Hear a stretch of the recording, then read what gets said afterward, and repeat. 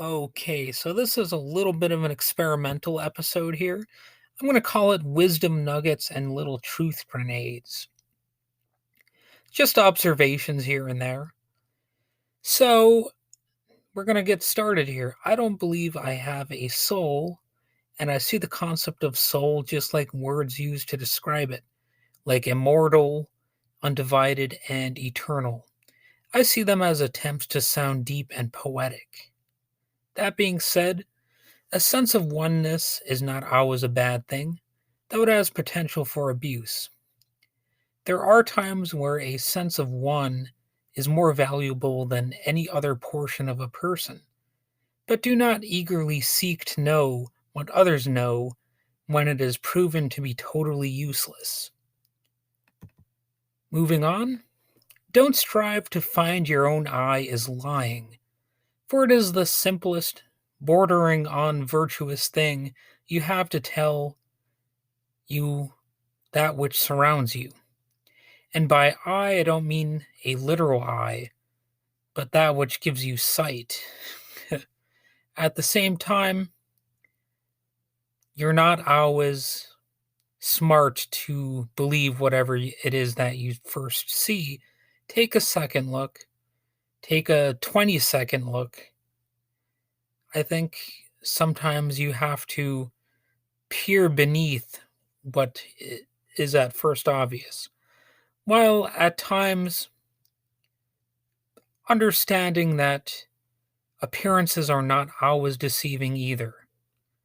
So it's a very tough thing to narrow down on what is truth and what is not. But it's one of those things where you have to know it when you see it.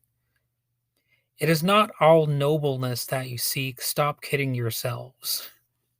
So that's a little bit of a general observation too.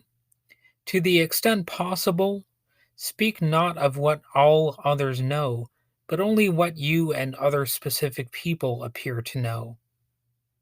It's a hard rule to follow, but generally worth it. When you take a walk in the forest and find nothing, remember that you have at least found yourself. And if what surrounds you really appears to be nothing, remember that appearances can be deceiving. Plus, if what you feel is true, then you, in those bland moments in a forest of nothing, are at best the epicenter of nothingness. Your boredom is you and modernity, not the forest. You may be craving the convenience and comforts of home, but the universe in general, including the forest around you, is actually an exciting thing. And you would actually find that out in a moment of panic if you are stranded in the middle of the woods and you do not have the means of survival. Life would eventually become a little more exciting and interesting for you. So remember, it's not the woods that are boring. So maybe stop thinking nothingness surrounds you and that you are the primary source of somethingness, because when that nothing world overpowers you in some way, you'll find that nothingness to be more powerful than whatever something you had anyway. So, yeah, you needn't walk to a photogenic mountain or tranquil spring to know that pure air is preferable, though it probably wouldn't hurt. Search with the care of a disciple if you want for yourself the equivalent knowledge of an old man. But at the same time, do not be a mindless disciple. You know, keep your mind open, but as the saying goes, don't keep it so wide open that your brain falls out.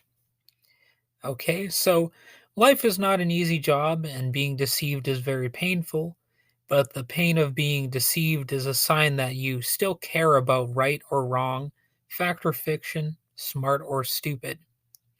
You are not the supreme one, and neither am I. In fact, why would we need to even imagine a supreme one? It's not really necessary. There is most certainly no supreme being. Even when you have that sense of oneness, That is you and your mind state, emerging from brain chemistry in relation to a physical universe. The perceived need to separate a so called spiritual realm from the physical one strikes me as a fool's errand.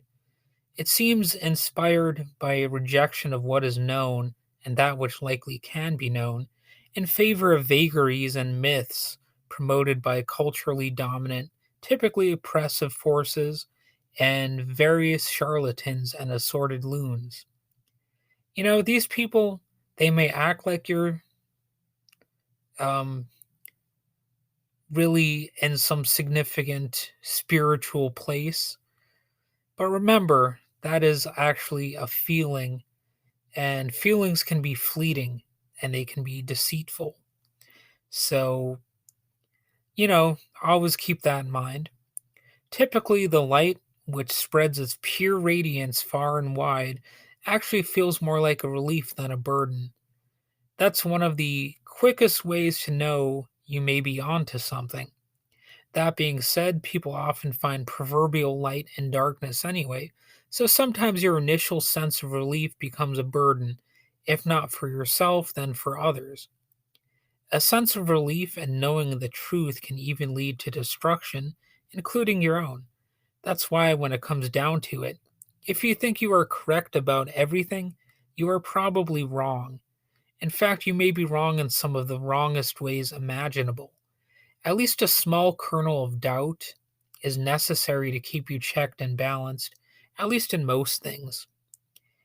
If you could shed away elements of yourself in a way, or in the way that a snake sheds its skin, others will find it either gross or cool, similar to how they feel about a snake shedding its skin. Some see a snake as a beautiful creature, others see a devil like creature that haunts their thoughts and makes them shudder and fear. Still, snakes persist typically because that is their nature. So, persist like a snake, but try to be beautiful sometimes and try to live a life that won't keep others shuddering in fear. That way, what you leave behind will have others seeing you as being precious as a pet, not fearful as a hissing viper. Well, okay, I gotta admit, hissing vipers are actually pretty badass. So, this is really not the best analogy. I guess this means that analogies tend to have limits, and I'm really only playing with words here. And it's another important thing to keep in mind as much as possible. There is a reason William S. Burroughs used to compare language to a deadly virus from outer space. Yes, I think language is something that we play around with. We can take it seriously. It's something that we're constantly training ourselves on. And a lot of the time, we are going to fail and fail again and not really learn our lessons. And that is indeed, one of those things that can drive a person crazy and up the wall.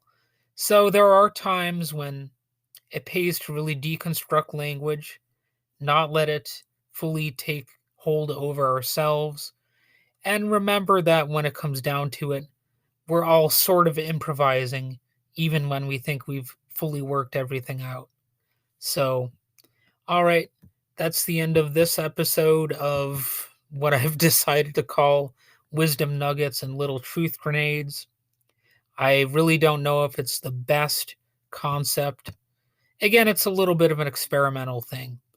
But, if you do enjoy this approach to my podcast and you would like to have more of these kind of weird truth nuggets, then go ahead and let me know on social media if you are so inclined.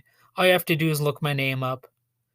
And I suspect that some of you would actually prefer this over my other topics, like the movie reviews, the music stuff, and of course the political stuff, which some people definitely would not like.